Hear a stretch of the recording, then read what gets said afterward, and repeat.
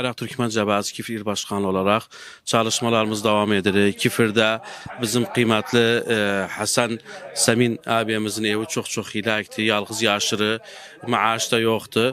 Biz kalktık Hasan abimizin evini, odasını onardık. İhtiyacı olan malzemeler, eşyaları aldık.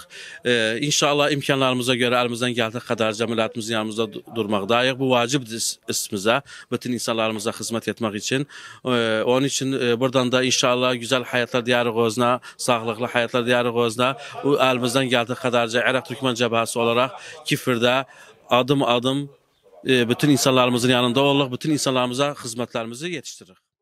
Memnunum Cəbhə Türkmeninden, Usta-Sezgin'den, özünden, cemaatinden daima gelirler, bana başvururlar, bana müsaade ederler. İndi gelipler, bana müsaade ederler, gruplarımı subak ederler. Eşya getirirler, memçi televizyon getirirler, memçi fars getirirler, memçi cemaat özü gelir, memçi burada her şey getirirler, memçi. Çok memnunum özlerine Cəbhə Türkmeninden.